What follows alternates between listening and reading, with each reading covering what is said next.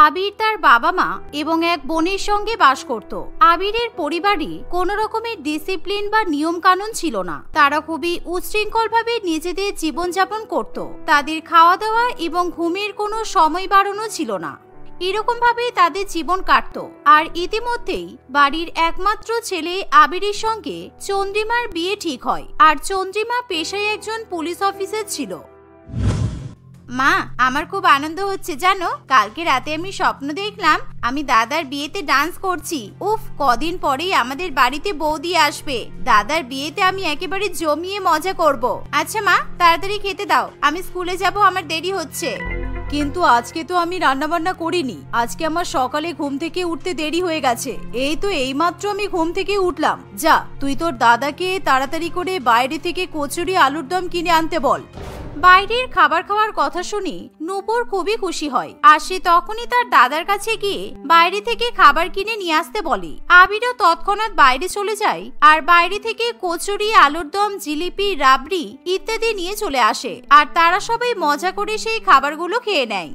মা, আজকে তো তাহলে তুমি টিফিনও বানাওনি। ভালোই হয়েছে। আজকে আমি আমাদের ক্যান্টিন থেকে গরম গরম সিঙ্গারা আর এগরোল খাবো। আমাকে 100 টাকা দাও। এই শুনে মালতী দেবী তার মেয়েকে 100 টাকার বদলে 200 টাকা দেয়, যার ফলে নূপুর খুবই খুশি হয়। যাক, ভালোই হয়েছে আজকে মা রান্না বান্না করেনি। আমি তাহলে আজকে অফিসের লাঞ্চ আওয়ারে বিরিয়ানি কিনে খেয়ে নেবো। সেই 5 দিন আগে বিরিয়ানি খেয়েছিলাম, আজকে আবারও বিরিয়ানি খাওয়ার ইচ্ছা করছিল। মা, তাহলে আমি গেলাম। ঠিক আছে, কিন্তু সাবধানে যাস। আর তোরা যখন আজকে বাইরে থেকে এত ভালো ভালো খাবার কিনে খাবি, তাহলে আজকেও আমরা বাইরের খাবার খাবো। কি গো, শুনছো?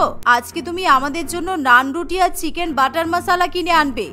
এভাবে খুবই উচ্ছৃঙ্খল ভাবে এবং আনন্দ সহকারে তারা তাদের জীবন কাটাতে থাকে। আর দেখতে দেখতে কিছুদিনের মধ্যেই আবিরের সঙ্গে চন্দ্রিমার বিয়ে হয়। আর তাদের বাড়িতে পুলিশ অফিসার বৌমা চলে আসে।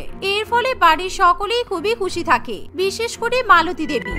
জানিস নূপুর, তোর বৌদি এবার বাড়িতে চলে এসেছে। আজকে থেকে আমি সংসারের ঝামেলা থেকে পুরোপুরি ভাবে মুক্তি পেলাম। তোদের জন্য প্রত্যেকদিন সকালবেলা উঠে রান্না করা, সংসারের কাজকর্ম করা আমার আর ভালো লাগছিল না। বাড়িতে এবার বেশ শক্তপোক্ত পুলিশ বৌমা নিয়ে চলে এসেছি। আর পুলিশদের গায়ে তো বেশ ভালো রকমের জোর থাকে। দেখবি তোর বৌদি এবার সারা বাড়িতে দৌড়াদৌড়ি ছুটোছুটি করে কেমন কাজকর্ম করে। আর মা, কালকে তো বৌদির প্রথম রান্নার অনুষ্ঠান। আমি একটা লিস্ট বানিয়েছি, এই দেখো। আমাদের সবার পছন্দ মতো খাবার আলাদা আলাদা করে লিখে রেখেছি। কালকে সকালবেলা তুমি বৌদিকে এই লিস্টটা ধরিয়ে দেবে, ঠিক আছে? এভাবে বাড়ির সকলেই খুবই খুশি হতে থাকে। কিন্তু তারা জানে না পরের দিন থেকে তাদের জীবনে কেমন পরিবর্তন আসতে চলেছে। পরের দিন ভোর 5টা বাজতে না বাজতেই চন্দ্রিমা তার শ্বশুরবাড়ির সকলকে ঘুম থেকে টেনে তোলে। আরে চন্দ্রিমা, তুমি আমাদেরকে এত ভোরবেলা ঘুম থেকে ডেকে দিলে কেন? এত ভোরবেলা উঠে আমরা কি করব? মানছি তুমি পুলিশ মানুষ, তোমার ভোরবেলা হয়তো ঘুম থেকে ওঠার অভ্যাস আছে, কিন্তু আমাদের বাড়িতে তো আমরা কেউ 9টার আগে ঘুম থেকে উঠি না। আমি প্রত্যেকদিন 10টার সময় অফিসের জন্য বাড়ি থেকে বেরোই, তাই আমি 9:30টায় ঘুম থেকে উঠি। আমাকে তুমি 9:30টায় ডাকবে। কি, তোমরা এত বেলা করে ঘুম থেকে ওঠো? তোমরা জানো না বেলা করে ঘুম থেকে ওঠা স্বাস্থ্যের পক্ষে কতটা ক্ষতিকর? তবে এতদিন পর্যন্ত তোমরা কি করেছো সেটা দেখে আমার কোনো লাভ নেই। আমি এখন এই বাড়িতে চলে এসেছি। সবকিছু রুটিন নিয়ম অনুযায়ী হবে, কারণ আমি শাসন অনুশাসন মেনে চলতে ভালোবাসি। চন্দ্রিমার কথা শুনে বাড়ির সকলেই প্রচন্ড পরিমাণে অবাক হয়। আজকে থেকে ভোরবেলা করে ঘুম থেকে উঠে তোমাদেরকে 2 কিলোমিটার দৌড়াতে হবে। আমিও প্রত্যেকদিন ভোরবেলা ঘুম থেকে উঠে দৌড়াই। চলো, তোমরা রেডি হয়ে নাও। আজকে আমরা সবাই মিলে একসঙ্গে জগিং করে আসবো।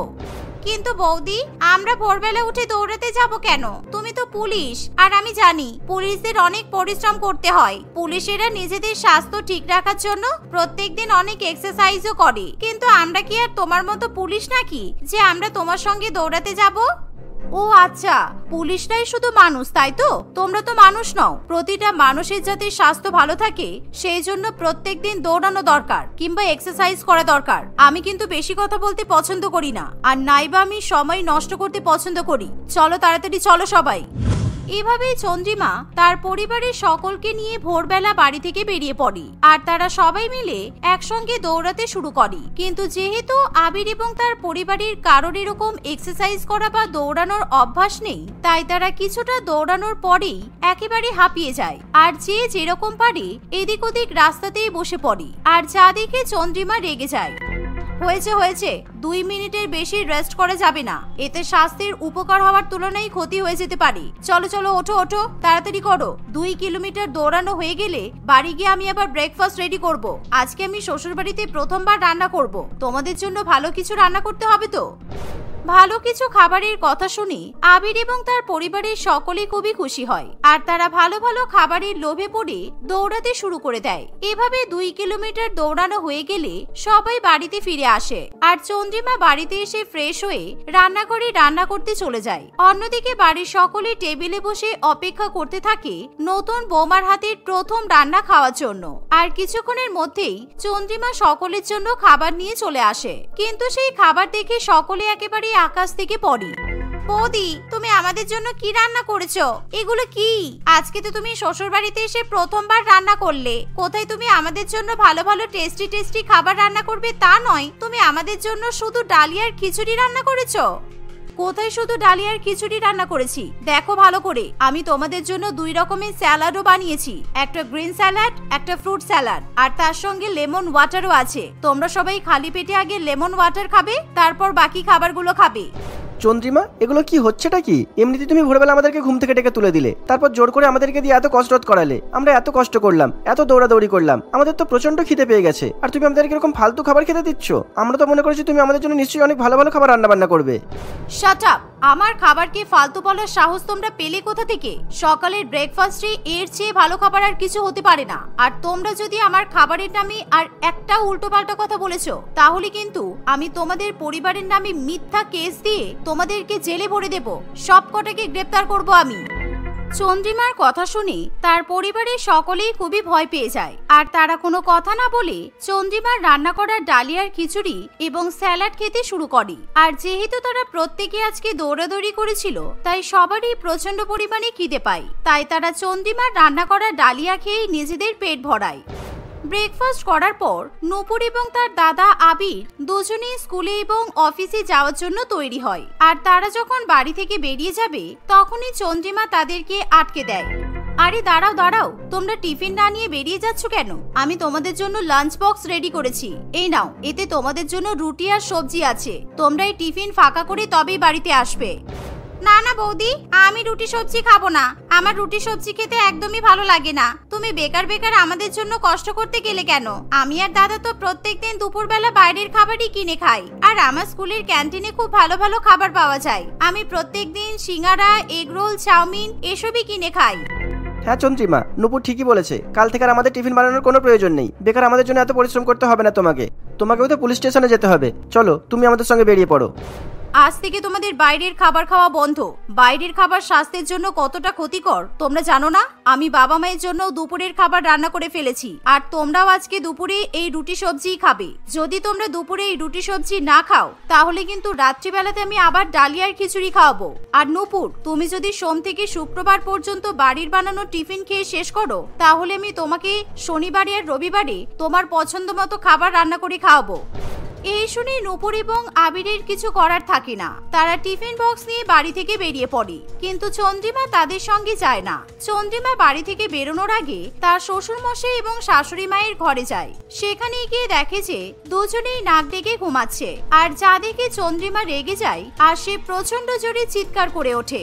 এর ফলে তার শাশুড়ি মেয়ে এবং শ্বশুর মশাই দুজনেই ভয়ে একেবারে লাফিয়ে ওঠে। ওরে বাবা রে, তুমি এত জোরে চিৎকার করলে কেন বৌমা? আমি তো ভয়ে একেবারে চমকে উঠেছি। বেশ কত সুন্দর ঘুমাচ্ছিলাম, তুমি আমাদের ঘুমটা নষ্ট করে দিলে।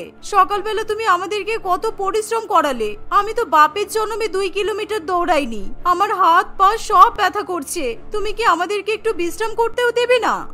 আপনারা বিশ্রাম করলে করুন, কিন্তু আপনারা ঘুমাচ্ছেন কেন? অসময়ে যখন তখন ঘুমাতে নেই। আপনারা দুপুরবেলা খাওয়া দাওয়া করার পর 2 ঘন্টার জন্য ঘুমাতে পারবেন, কিন্তু এখন আপনারা ঘুমাতে পারবেন না। আমি আপনাদের দুজনের খাবার রান্না করে রেখেছি। 12টার সময় আপনারা স্নান করার পর খেয়ে নেবেন। কি 12টার সময় আবার কেউ দুপুরের খাবার খায় নাকি? আমরা 2টোর পর খাবার খাবো।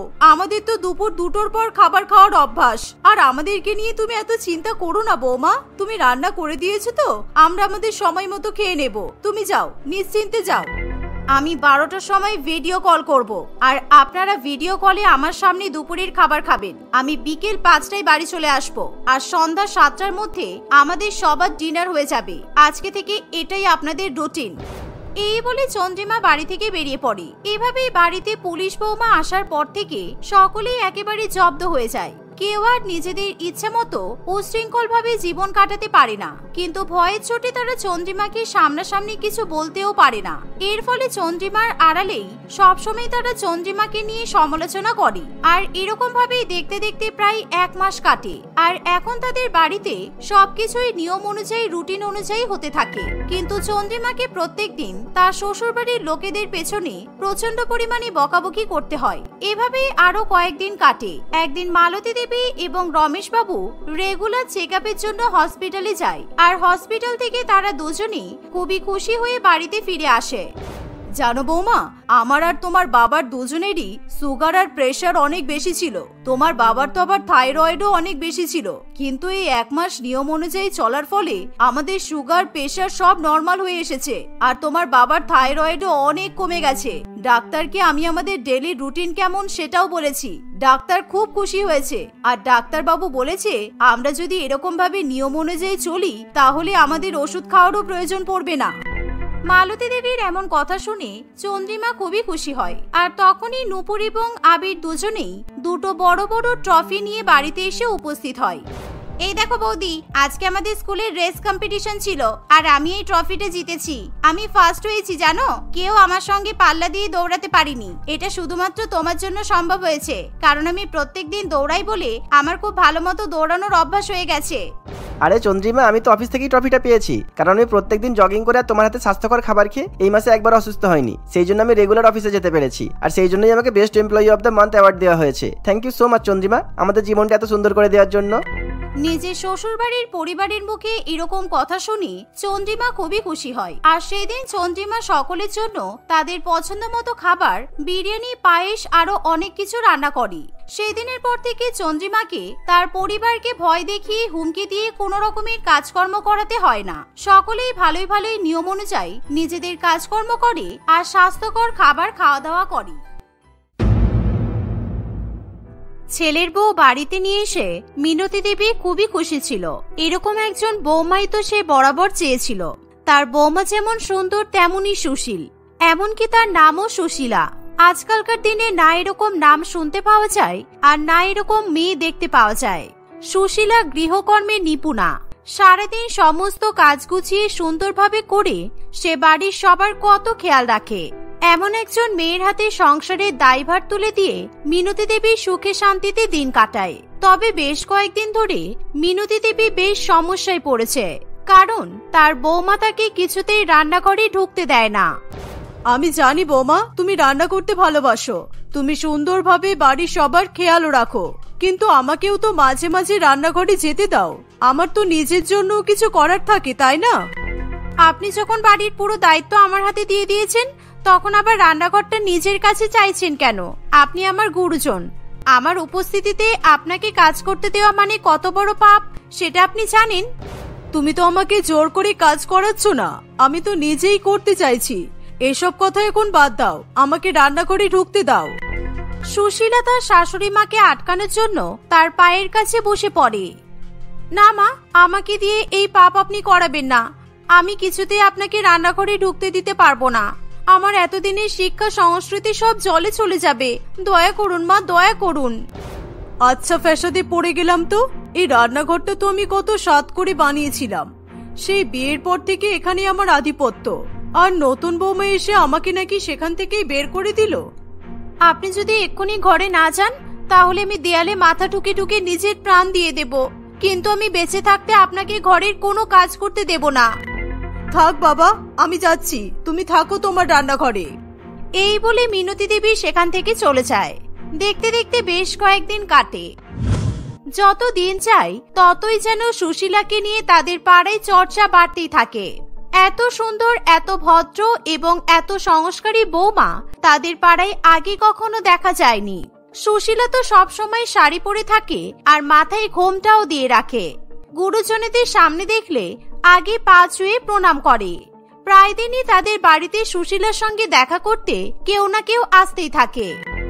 সত্যি তুমি যে কিভাবে এত ভালো একটা বৌমা খুঁজে আনলে আমি এখনো তো ভেবে পাই না। কতবার তোমাকে বললাম আমার ছেলের জন্য তোমার বৌমার মতো একটা বৌমা খুঁজে দাও, তুমি চেষ্টাই তো করছো না। এরকম মেয়ে কি এত সহজে পাওয়া যায়? সুশীলার মতো মেয়ে লাখে একটা হয়। সেই 1 লক্ষ মেয়ে খুঁজে আমি নিজের ছেলের জন্য একটা সুশীলা এনেছি। তোমার ছেলের জন্য আমাকে তো আরো খুঁজতে হবে। তাহলে তাই খোঁজো, কিন্তু আমি আমার সংসারে এমনই একটা বৌমা চাই যে সবকিছু সুন্দরভাবে সামলে রাখতে পারবে। সত্যি আমার বৌমা সবকিছু সামনে রাখে, এমনকি আমাকে রান্নাঘরেও ঢুকতে দেয় না। সব রান্না নিজে করে। দিনে যতবার চা চাইবে ও ততবার বানিয়ে দেবে। কিন্তু ওকে সাহায্য করতে কেউ রান্নাঘরে যেতে চাইলে সেটা কিন্তু ও কিছুতেই মেনে নিতে পারে না। ও কাউকে রান্নাঘরে ঢুকতে দেয় না। এ মা, এমন কেন? তোমার রান্নাঘরে তোমাকেই ঢুকতে দেয় না? না, দেয় না তো। বলে নাকি আমাকে যদি রান্নাঘরে ঢুকে কাজ করতে হয় তাহলে নাকি ওর পাপ হবে। ও থাকতেও আমাদের কোনো কাজ করতে দেবে না। রমেশবাবু সুশীলার ব্যাপারে যত কথা শুনে ততই আনন্দে এবং গর্বে তার বুক যেন চওড়া হয়ে যায়। দেখতে দেখতে আরো বেশ কয়েকদিন কাটে। রমেশবাবু অনেকবার সুশীলার সঙ্গে কথা বলার চেষ্টা করে, কিন্তু সুশীলা এতই লাজুক যে সে রাস্তার কারোর সঙ্গে দাঁড়িয়ে এক মুহূর্ত কথা বলতেও চায় না। আর তার বাড়িতে কেউ আসলে তখনও সে এক মাথা ঘোমটার আড়ালে লুকিয়ে ঘরের এক কোণায় দাঁড়িয়ে থাকে। সবাই সুশীলার সঙ্গে দেখা করেছে বা কথা বলেছে, এটা যেমন সত্যি তেমনি সুশীলার ঘোমটার কারণে তার মুখ ঠিক করে কেউ দেখতে পায়নি, এটাও সত্যি। একদিন সুশীলা রান্নাঘরে রান্না করছে, এমন সময় তাদের রান্নাঘরে জানালা দিয়ে একটি মেয়ে এসে সুশীলাকে ডাকতে থাকে। এই শু শু, চল, আর কতক্ষণ রান্নাঘরে থাকবি? খেলা তো শুরু হয়ে যাবে। তুই জানিস না তুই না গেলে আমাদের টিম কিরকম গোহারান হারবে? তুই আবার এখানে আমাকে ডাকতে চলে এসেছিস? বলেছি না এরকম হঠাৎ হঠাৎ করে আমার বাড়িতে আসবি না। তুই ফোন করতে পারিস না? ফোনটা একবার চেক কর। আমি 20 বার ফোন করেছি, তোর ধরার তো সময় হলো না। ঠিক আছে, এখন যা, আমি ম্যানেজ করে বেরোচ্ছি। আর হঠাৎ হঠাৎ করে তোরে এরকম ভাবে খেলার আয়োজনই বা করিস কেন? জানিস না এখন আমার ঘর সংসার হয়েছে? এভাবে সুশীলা তার বান্ধবীদের সঙ্গে কথা বলে ভালো করে সমস্ত রান্নাঘর গুছিয়ে রান্নাঘরের ভেতরেই শাড়ি পাল্টে ক্রিকেটের জার্সি এবং প্যান্ট পরে নেয়। সুশীলা রান্নাঘরের জানালা দিয়ে বাইরে বেরিয়ে পড়ে। রান্নাঘরের মধ্যেই সুশীলার ব্যাট বল, উইকেট, জার্সি, শরীরচর্চা করার মতো সমস্ত জিনিসপত্র ছিল। সে বাড়ির সবার জন্য নানান রকমের তেল ঝাল মশলা দেওয়া খাবার বানালেও নিজের জন্য সমস্ত ডায়েট মেনে খাবার দাবার বানায়। তার বিয়ের আগে কখনো তার বাবা এভাবে তাকে ক্রিকেট খেলতে দেয়নি। সে ভেবেছিল বিয়ের পর হয়তো তার স্বামী তার কথা ভাববে, কিন্তু অনুপম তার বাবার মতোই গোড়া। মেয়েদের এসব খেলায় তাদের একেবারে মত নেই বললেই চলে। বাড়ির বউরা ক্রিকেট খেলে কোথাও শুনেছো?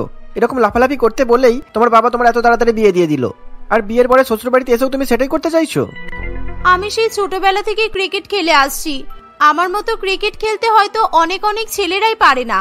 বাবা সংসারে থেকে কখনো ক্রিকেট খেলতে যাওয়ার জন্য জোর করতে পারিনি, কিন্তু এটা তো এখন আমার সংসার, এখানেও কি আমি কিছু চাইতে পারবো না? তোমার একার সংসার নয় এটা। তুমি ওরকম বাইরে বেরিয়ে ধিঙ্গিপানা করে বেড়ালে পাড়ার লোকেদের কাছে আমার মান সম্মান থাকবে? তার মানে আমি সারা জীবনেই হেসেল সামনেই কাটিয়ে দেব, আর জীবনে কোনোদিনও জার্সি পরার সুখ আমার কপালে আসবে না? ওসব ভুলে যাও। বাড়িতে থাকবে, রান্না বান্না করবে, ইচ্ছা হলে 2-4টে বই পড়বে, গান গাইবে, কবিতা পাঠ করবে। এসব করলে তুমি আরো সুশীল হয়ে উঠবে। ওসব ক্রিকেট তোমার জন্য নয়। এভাবে সুশীলার স্বামী অনুপম সুশীলার জীবনের একেবারে সবচেয়ে বড় স্বপ্নকে কয়েক মিনিটের মধ্যেই ধূলিসাৎ করে দেয়। সুশীলা প্রথমে বুঝে উঠতে পারে না কিভাবে সে এই সমস্যা থেকে পরিত্রাণ পাবে। বিয়ের পরপরই সংসারটা যেন তার কাছে বোঝার মতো মনে হতে থাকে। সে রোবটদের মতো সকাল থেকে বিকাল পর্যন্ত কাজ করতে থাকে, কিন্তু তার মুখে হাসি দেখতে পাওয়া যায় না।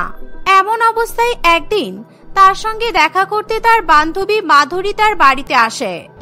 তোকে তো সেদিন ফোনেও বললাম যে আমার শ্বশুর বাড়ি থেকে আমার ক্রিকেট খেলা মেনে নিতে পারবে না, তারপরে তুই আমাকে এখানে ম্যাচের জন্য ডাকতে এসেছিস। তোর কি বুদ্ধিশুদ্ধি লোপ পেয়েছে? তুই দিনের পর দিন সবার কথা শুনে নিজের স্বপ্নগুলোর গলা টিপে দিচ্ছিস, আর আমাকে বলছিস আমার বুদ্ধিশুদ্ধি লোপ পেয়েছে। কি করব তাহলে তুই বল? আর কি করলে আমি এই রান্নাঘর থেকে বেরিয়ে আমার নিজের আসল জগতে যেতে পারবো? রান্নাঘরেই থাক, বাড়ির ভেতর থেকে সবার সামনে দিয়ে বাইরে বেরোলে অনেককেই অনেক প্রশ্নের উত্তর দিতে হবে। সারাদিন রান্নাঘরে থেকে কয়েক ঘন্টার জন্য রান্নাঘর থেকে বেরিয়ে গেলে কেউ টেরও পাবে না। তোর ব্যাট বল জার্সি যা যা দরকার আমি সব তোর রান্নাঘরে জানালা দিয়ে এখানেই দিয়ে যাব। তোর স্বামী যখন তোকে রান্না করতে বলেছে তখন তুই সারাদিন রান্নাঘরেই থাক, কিন্তু নিজের স্বপ্নটাকে এভাবে জলে ডুবিয়ে দিস না। মাধুরী সুশীলার রান্নাঘরের জানালা দিয়ে তাকে সমস্ত দরকারি জিনিসপত্র দিয়ে যায়। সুশীলা রান্নার ফাঁকে ফাঁকে একটু একটু প্র্যাকটিস করে, কখনো একটু শরীরচর্চাও করে। এই কারণেই সে রান্নাঘরে কাউকে ঢুকতে দিতে চায় না।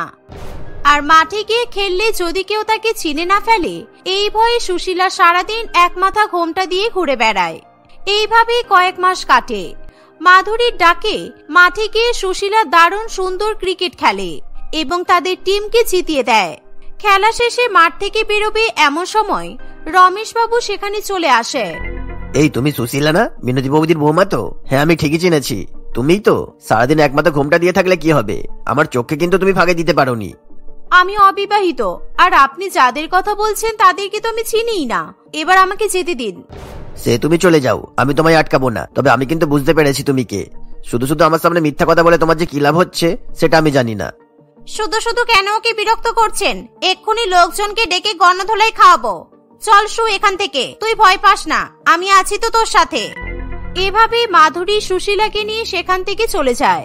সুশীলা বাড়ি ফিরে জানালা দিয়ে রান্নাঘরের ভেতরে ঢুকে সে শুনতে পায় তার স্বামী প্রচন্ড জোরে জোরে চিৎকার করে করে দরজা ধাকাচ্ছে। সুশীলা প্রচন্ড ভয় পেয়ে যায়। সে কি করবে একেবারে বুঝে উঠতে পারে না। আজকের ম্যাচটা শেষ হতে কতটা দেরি হয়ে গেল। আমি ভেবেছিলাম আরো আগে চলে আসবো। এখন আমি এদেরকে কি বলে সামলাবো উপরওয়ালাই জানে। সুশীলা তাড়াতাড়ি করে নিজের জার্সি পাল্টে শাড়ি পরে নেয়। সে ঘুমের ঘোরে থাকার ভান করে দরজা খোলে। হ্যাঁ মা বলুন। আমি না একেবারে ঘুমিয়ে পড়েছিলাম। আমি এক্ষুনি আপনাদের সবাইকে খেতে দিয়ে দিচ্ছি। দয়া করে কেউ আমার উপর রাগ করবেন না প্লিজ। এ কি, তুমি তোমার রান্নাঘরে কাউকে ঢুকতে দেবে না, তারপর রান্নাঘরে দরজা বন্ধ করে ভেতরেই ঘুমিয়ে পড়বে? এগুলো কি ধরনের ছেলে মানুষ সুশীলা? আচ্ছা ছাড়, মেয়েটাকে আর বকিস না। সকাল থেকে কত কাজ করেছে বলতো, তার উপর আজকে রবিবার। সে কোন ভোর থেকে ব্রেকফাস্ট বানাচ্ছে, তারপর দুপুরের রান্না। হাঁপিয়ে তো যাবেই, ঘুমিয়ে তো পড়বেই। তুই যা এখান থেকে। মিনতি দেবীর কথা শুনে অনুপম সেখান থেকে চলে যায়। সুশীলা আবার রান্নাঘরের ভেতরে ঢুকে কাজ করতে শুরু করে। মিনতি দেবী অনেকক্ষণ দাঁড়িয়ে হাঁ করে সুশীলার দিকে তাকিয়ে থাকে। সুশীলার এই দেখে বড্ড অস্বস্তি হয়। তার মনে হয় তার শাশুড়ি মা হয়তো কিছু একটা বুঝতে পেরেছে, কিন্তু সাহস করে সে তার শাশুড়ি মাকে কিছু জিজ্ঞাসা করতে পারে না। হঠাৎই মিনতি দেবী বৌমা বলে ডাকতেই সুশীলা কেমন যেন আটকে ওঠে। এতক্ষণ ধরে এরকম লাফালাফি করে খেলে এসেও তোমার রান্না করার শক্তি আছে? আমি বলি তুমি ঘরে গিয়ে হাত মুখ ধুয়ে বিশ্রাম নাও, বাকিটা না হয় আমি করে দিচ্ছি। সুশীলা এই কথা শুনে প্রচন্ড ভয় পেয়ে যায়। আমি কথা দিচ্ছি মা, আমি আর কোনোদিনও খেলতে যাব না। আপনি দয়া করে এই কথাটা অনুপমকে বলবেন না। ও যদি জানে তাহলে আমার সাথে আর সংসারই করতে চাইবে না। আমি সব ছেড়ে দেব, আমি কথা দিচ্ছি। তোমাকে কিচ্ছু ছাড়তে হবে না বৌমা, আমি আছি তো, আমি সব সামলে নেব। তুমি যেভাবে আমাদের ঘর সংসার সামনে রেখেছো সেভাবে হয়তো আমি তোমার স্বপ্ন সামলাতে পারবো না, তবে তোমাকে সাহায্য করতে পারি, এটুকু তুমি নিশ্চিন্তে থাকো। আপনি সত্যি বলছেন? আপনি আমাকে সাহায্য করবেন? একদম। আমার যদি একটা মেয়ে থাকতো আর তার যদি এরকম স্বপ্ন থাকতো তাহলে কি আমি সেটা পূরণ করতাম না? তাই আমি তোমার স্বপ্ন পূরণ করতে তোমাকে সাহায্য করব। তার আগে আপনি বলুন তো, আপনি জানলেন কি করেছে আমি ক্রিকেট খেলতে গিয়েছিলাম? আমি তো এতবার গেছি, কোনোদিন তো কেউ জানতে পারেনি। তোমার বন্ধু তোমার ফোনে প্রায় 20 বার ফোন করেছে, কম করে হলেও 50টা মেসেজ পাঠিয়েছে। তোমার ফোনটা এতবার বাজতে দেখে মেসেজগুলো আমি দেখেছিলাম। আমি ভেবেছিলাম হয়তো এটা সত্যি নাও হতে পারে, কিন্তু আমার গুণধর রমেশ ঠাকুরপো এসে আমাকে জানিয়ে গেছে যে ও তোমাকে মাঠে ক্রিকেট খেলতে দেখেছে। তুমি যতই ঘোমটার আড়ালে মুখ ঢেকে রাখো, যাদের তোমাকে চেনার তারা ঠিকই চিনতে পারবে। অনুপম জানতে পারলে আমাকে ক্রিকেট খেলতে দেবে না, সারা জীবন আমাকে এই রান্নাঘরেই বন্দি করে রাখবে। আপনি রমেশ কাকুকে বলবেন যেন অনুপমকে কিচ্ছু না জানায়। এখন তোমাকে এত কিছু ভাবতে হবে না, তুমি গিয়ে বিশ্রাম করো, পরে যেটা করা সব আমি করে নেব। শাশুড়ি মায়ের কথা শুনে সুশীলা খুবই প্রাণোচ্ছল একটা হাসি নিয়ে নিজের ঘরে বিশ্রাম করতে চলে যায়। সেদিনের পর থেকে সুশীলা সমস্ত ম্যাচ খেলতে যাওয়ার আগে তার শাশুড়ি মাকে জানিয়েই বাড়ি থেকে বেরোয়। সুশীলার স্বপ্ন পূরণে যেন কোনো ত্রুটি না থাকে মিনতি দেবী সেই দিকেই লক্ষ্য রাখতে থাকে। কিছুদিনের মধ্যে মিনতি দেবী সব কথা অনুপমকেও বুঝিয়ে বলে। অনুপমও তার মা এবং স্ত্রীর কথা ফেলতে পারে না। এভাবেই সুন্দর সুশীল বউয়ের রান্নাঘর থেকে বড় বড় ক্রিকেটের মাঠের পথে যাত্রা শুরু হয়।